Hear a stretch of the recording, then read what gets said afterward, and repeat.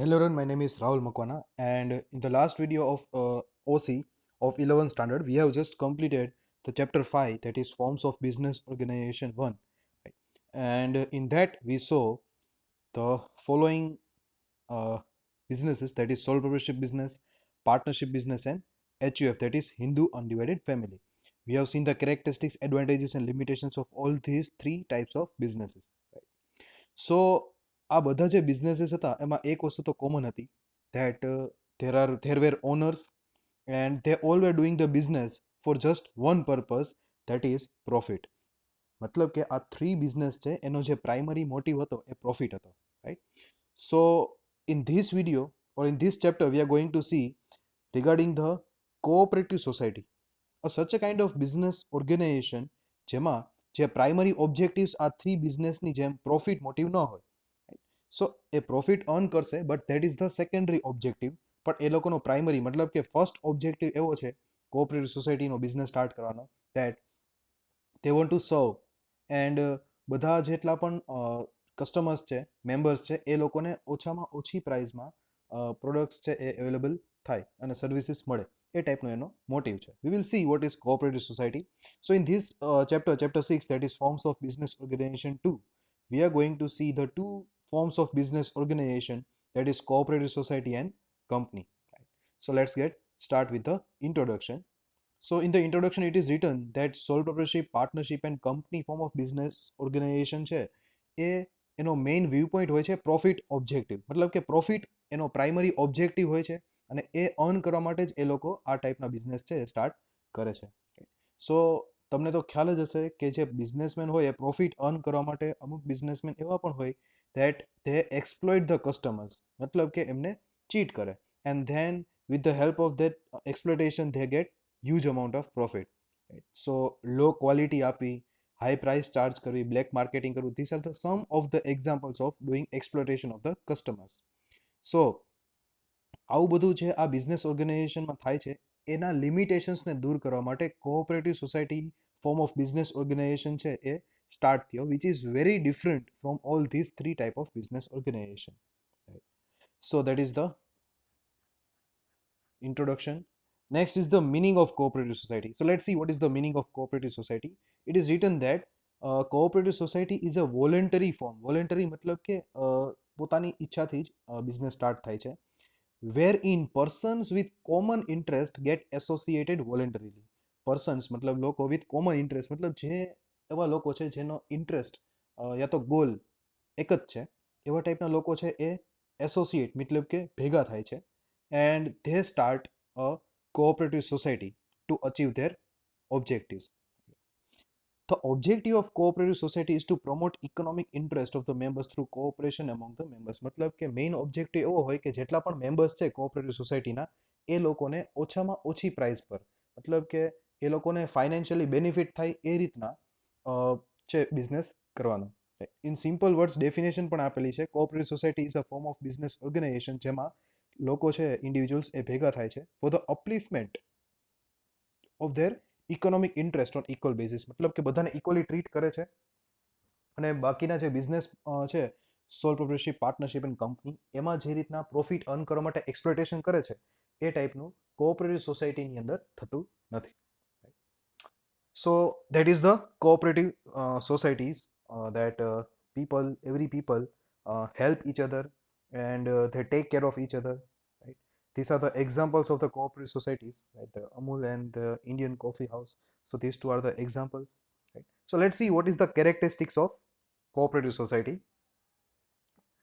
First is voluntary association. એ તો આપણે મિનિંગમાં જોયું હતું કે પોતાની જાતે પોતાની મેળે પોતાની જે વિલિંગનેસ હોય વોલન્ટરીલી એ લોકો ઇન્ડિવિજ્યુઅલ્સ છે એ એસોસિએટ મતલબ કે ભેગા થશે and they will start a cooperative society.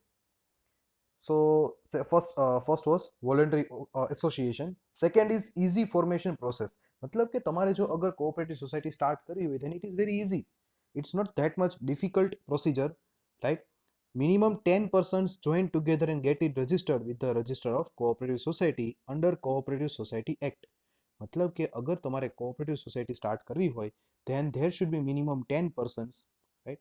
And they have to go to the cooperative register office જેમાં કોઓપરેટિવ સોસાયટી એક્ટ પ્રમાણે એ લોકોને રજિસ્ટ્રેશન કરાવવાનું. Once the registration is done, they are having a separate legal identity and એ લોકોની એક cooperative society છે તે કહેવાશે.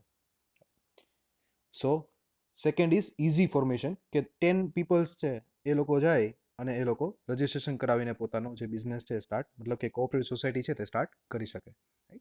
Third is equality of members. Equality of members, see headings ઉપરથી તમારે અંદરનું રીડ કરવાની બહુ એટલી જરૂર ન પડે. You can easily identify. Members have equal rights. Equality of મેમ્બર્સનો મતલબ કે હરેક મેમ્બર્સને ઇક્વલી ટ્રીટ કરવામાં આવે છે, રાઈટ. એ લોકોને ઇક્વલ ઓપોર્ચ્યુનિટી, ઇક્વલ રાઇટ્સ આપવામાં આવે છે. કોઈ પણ મેમ્બર્સ વચ્ચે ડિસ્ક્રિમિનેશન, મતલબ કે ભેદભાવ રાખવામાં આવતો નથી. કેપિટલ ઇન્વેસ્ટમેન્ટ હોય યા કોઈ પણ વસ્તુ હોય તો એમાં કોઈ પણ ટાઈપનું ડિસ્ક્રિમિનેશન રાખવામાં આવતું નથી. Fourth is separate identity. Once you have done your registration, તો તમારી એક અલગથી આઈડેન્ટિટી બને છે. જેમ કંપનીમાં તમારી અલગથી આઈડેન્ટિટી બને છે, ઇન ધ સેમ વે તમારી એક સેપરેટ આઈડેન્ટિટી બને છે અગર તમે તમારું કોઓપરેટિવ સોસાયટીનું રજિસ્ટ્રેશન કરાવતા હોય તો. પછી એવું લખ્યું છે, entry or exit of the members does not affect on its existence. મતલબ કે એમાંથી મેમ્બર્સ છે એ એડ થાય યા તો નીકળી જાય તો એનાથી મેમ્બર્સને કંઈ પણ યા તો જે કોઓપરેટિવ સોસાયટી છે એને કોઈ પણ ટાઈપની પ્રોબ્લેમ છે એ પડવાની નથી. Fifth, democratic management. Democratic management મતલબ કે જે રીતના આપણે ગવર્મેન્ટનું ઇલેક્શન થાય છે બાય વોટ, અને પછી મેમ્બર્સ જે હોય, મતલબ કે આપણે પબ્લિક છે, જનરલ પબ્લિક, એ વોટિંગ કરીને ગવર્મેન્ટને જે રૂલિંગ પાર્ટી છે તે સિલેક્ટ કરે છે, ઇલેક્ટ કરે છે by voting process. In the same way management of cooperative society જે છે એનું પણ સિલેક્શન એ જે કોઓપરેટિવ સોસાયટીના મેમ્બર્સ છે એ લોકો જ કરે છે. So it is return that the cooperative society is managed by the representatives.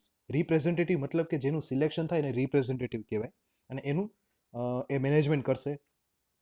In company voting is પર શેર, એટલે કંપનીની અંદર જે વોટિંગ પ્રોસેસ થાય છે પર શેર હોય. મતલબ કે મારી પાસે વધારે શેર્સ હોય તો મારું જે વોટિંગ છે એમાં વધારે ઇન્ફ્લુઅન્સ થઈ શકે.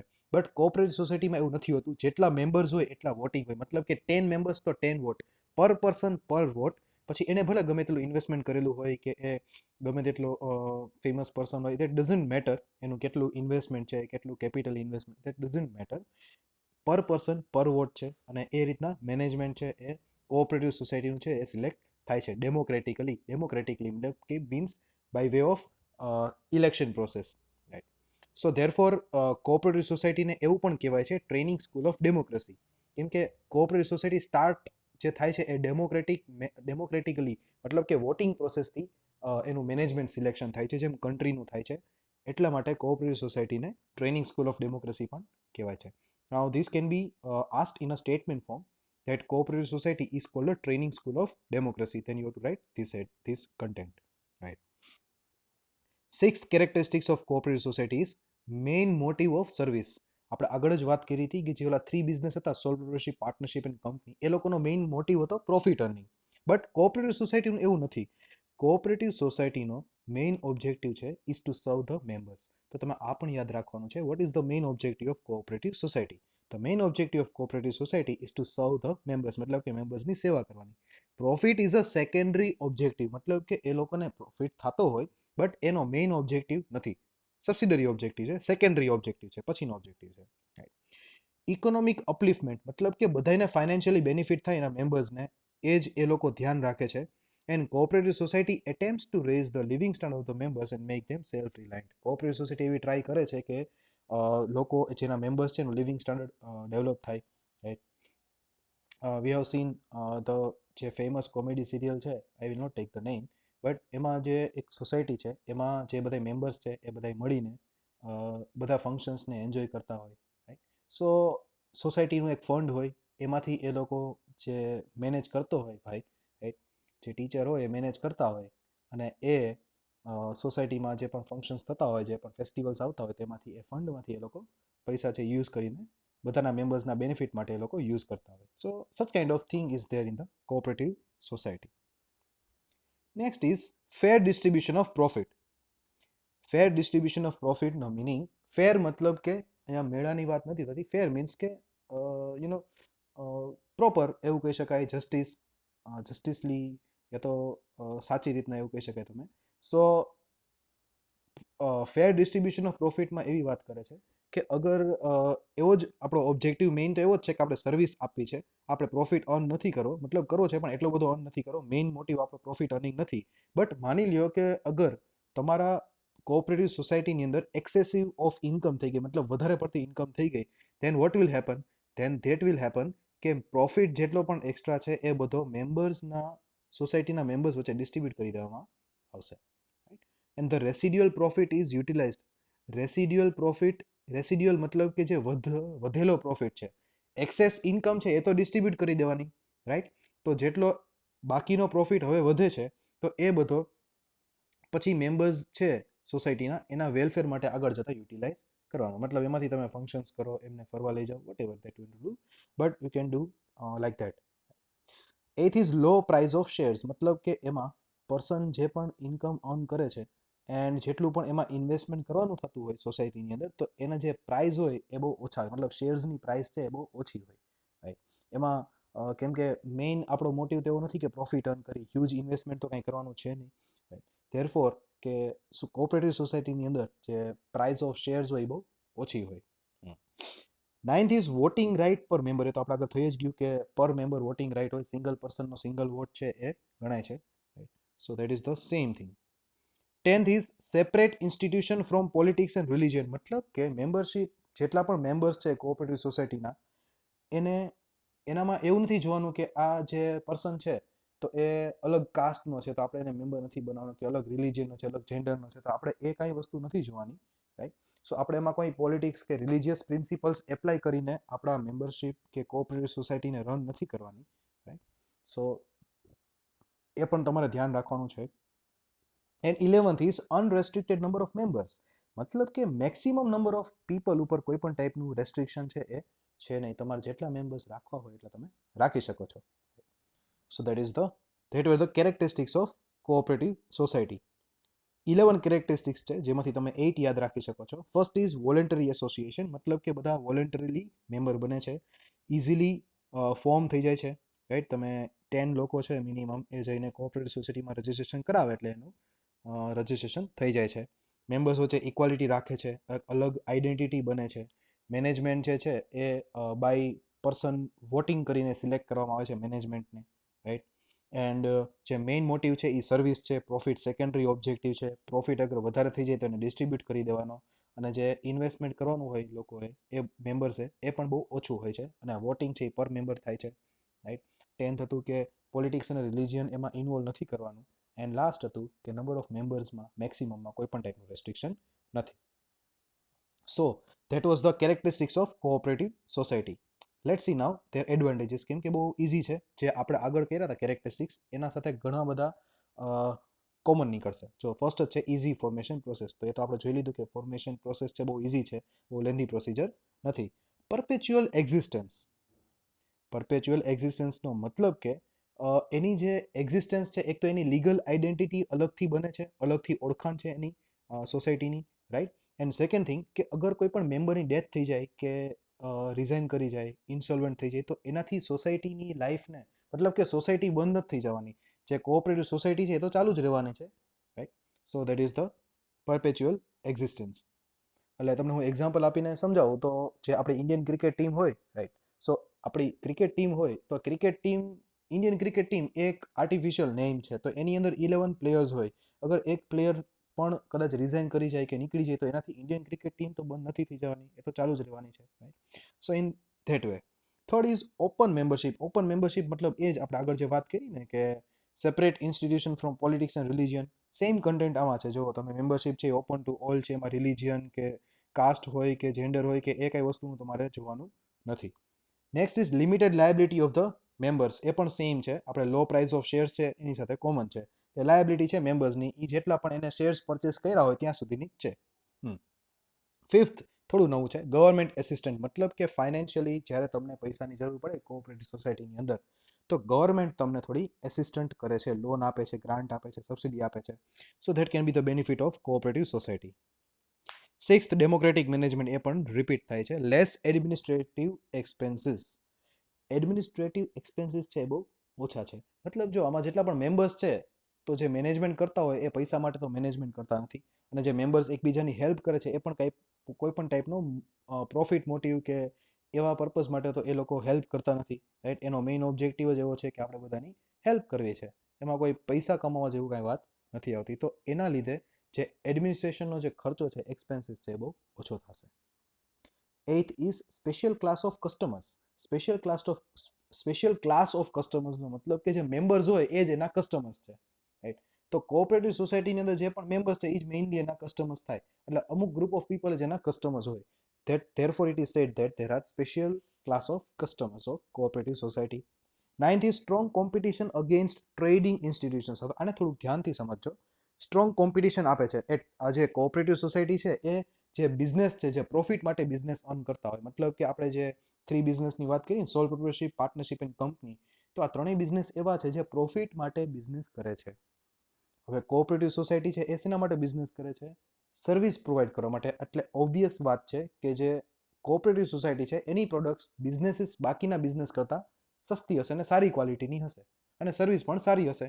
તો એનાથી થાય એવું કે જે બાકીના બિઝનેસમેન છે એ લોકોને ટફ કોમ્પિટિશન પડે આ જે કોઓપરેટિવ સોસાયટી છે એના તરફથી.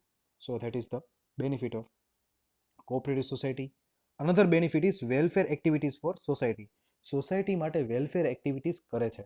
આપણે જે વાત કરી હતી કે એક્સેસિવ ઇન્કમ થાય તો એ ડિસ્ટ્રીબ્યુટ કરી દે, right.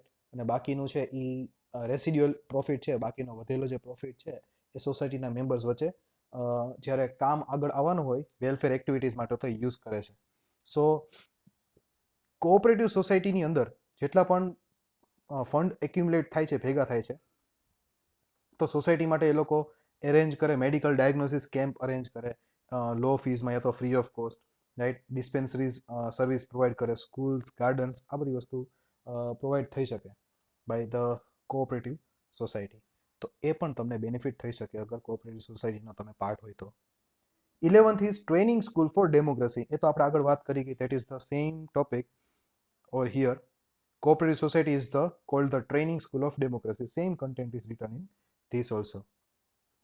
Next is economic upliftment and growth of the members.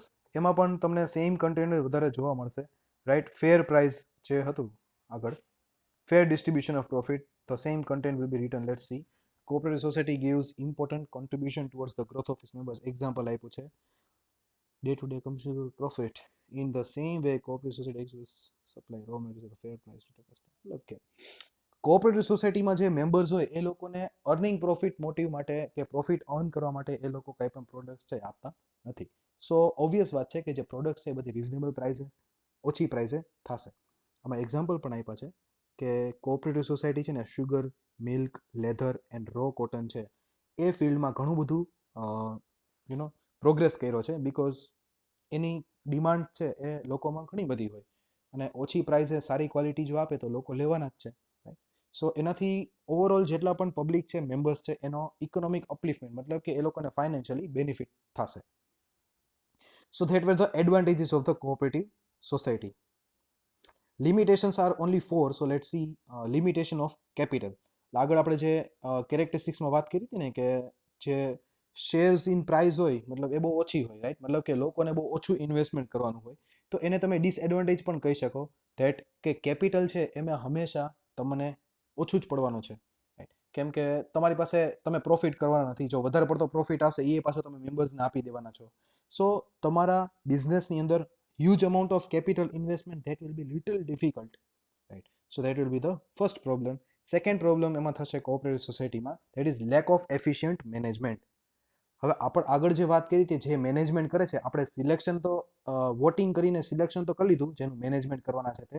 હવે જે મેનેજમેન્ટ કરે છે એને કોઈ પણ ટાઈપના ફાઇનાન્શિયલ બેનિફિટ્સ મળતા નથી. મતલબ કે જે કોઓપરેટિવ સોસાયટીનું મેનેજમેન્ટ કરે છે ને એને કોઈ સેલેરી મળતી નથી, રાઈટ. અને કદાચ જો મળતી હોય તો એ પણ એટલી વધારે ન હોય કે એ સેટિસ્ફાઈડ ફીલ કરે. એટલે ઓબ્વિયસ વાત છે કે એ મેનેજમેન્ટમાં એટલું બધું ધ્યાન નહીં આપે. So that will be the second disadvantage. Third is disadvantage is political interference. ઘણી બધી પોલિટિકલ પાર્ટીઝ છે એ ડાયરેક્ટલી કે ઇનડાયરેક્ટલી કંટ્રોલ કરવાની ટ્રાય કરે, રાઈટ. આપણે આગળ વાત કરી હતી કે તમને ગવર્મેન્ટથી ફાઇનાન્શિયલ સપોર્ટ મળે છે. તો એકવાર તમને કોઈ પણ ગવર્મેન્ટ પાર્ટી હોય એ તમને ફાઇનાન્શિયલી સપોર્ટ કરી જાય તો સપોર્ટ કરશે મતલબ પછી આગળ જતાં ફ્યુચરમાં એને જ્યારે હેલ્પની જરૂર હશે વોટિંગની કે વોટેવર, તો એ ત્યારે હેલ્પ લેશે.